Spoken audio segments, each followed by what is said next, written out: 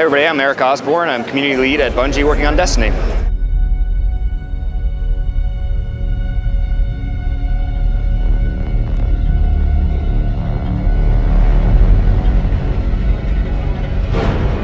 His name is Oryx, the Taken King.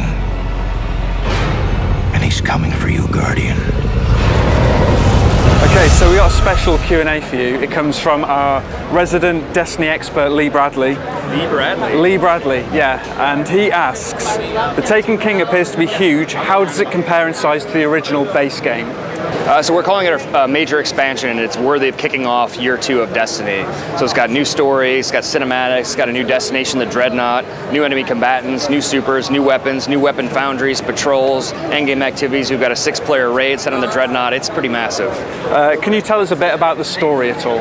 Yeah, so it begins with Oryx, and so he's arriving in our system to seek revenge for the deeds of Dark Below, where you killed his son in the Hellmouth in Crota's End.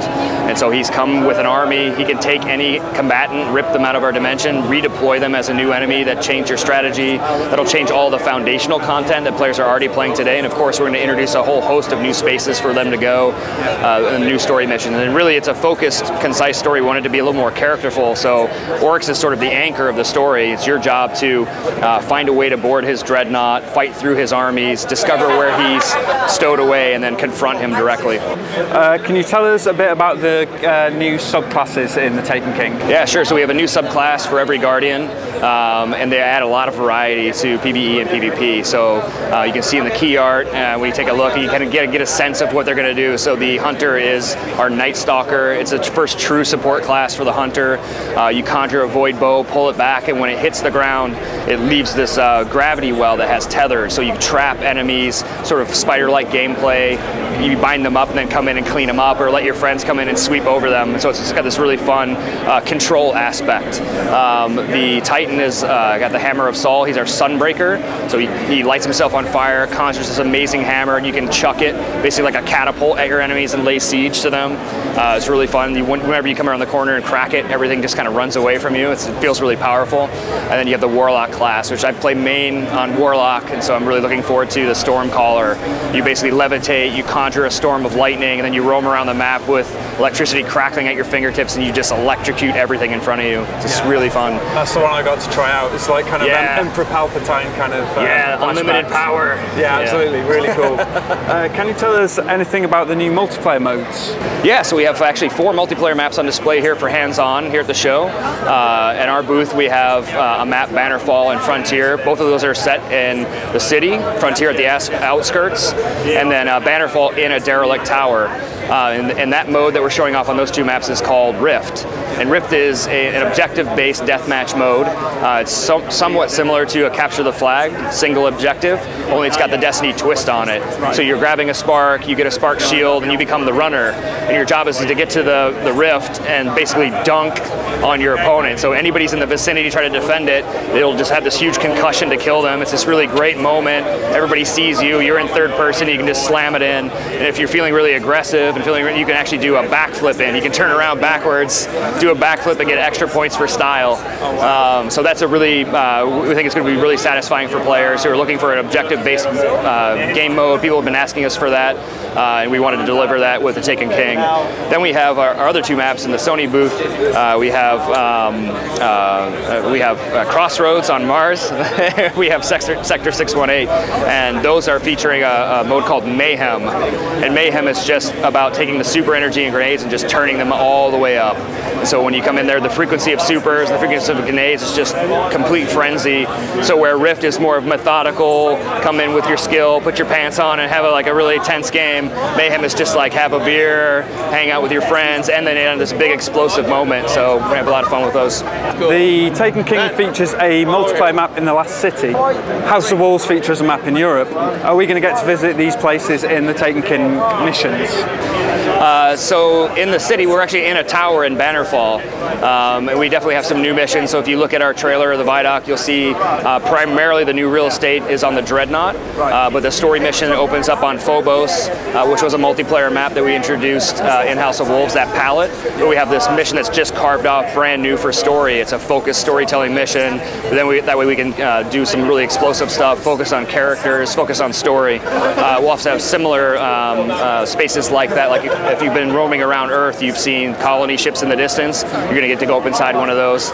And we've got a whole bunch of other tricks up our sleeve that we'll be talking about later as well. Can you tell us anything about the raid? Are there more puzzles this time?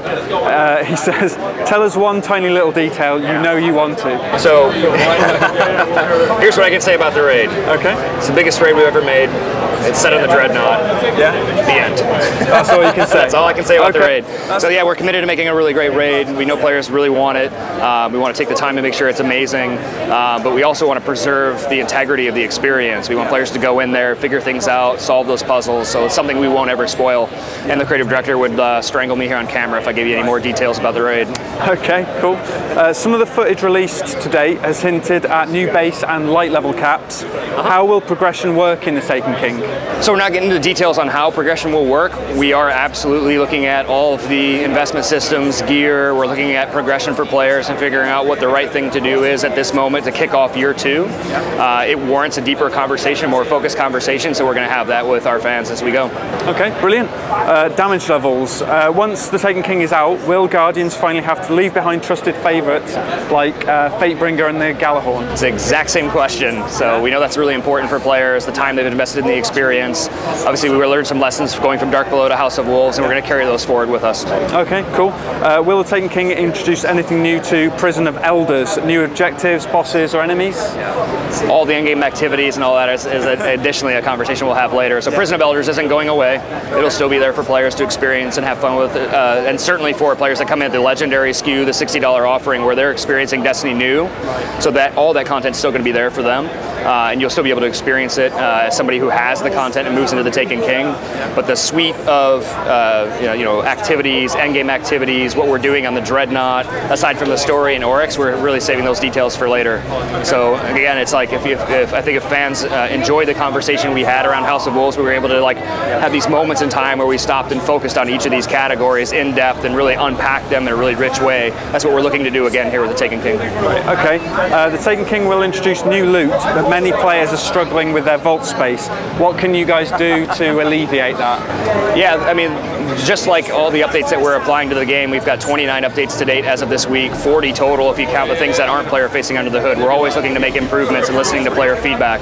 And so the fact of the matter is, if you come in at the $60 price point today, you have such a better experience than people had at the very beginning because we've been listening to that feedback. And I don't have a specific answer on vault space, but I mean, we hear those things, and you can rest assured that we're constantly monitoring the experience and improving it across the board. So, what is the one thing that you think players should be most excited about in the Taken King? For me, it's the new destination and the supers, right? Fighting through new enemies in a new space with new powers. I think it's such a cool, unique thing to our game to have these destinations players can return to, where you can fight these enemies over and over again and get loot, and then express your power through these supers, these ultimate expressions, these moments in time that just feel so unique to our world. So, I mean, it's the reason I took my Warlock and rolled it into a Titan, right? Because I wanted to really experience that Solar Hammer firsthand.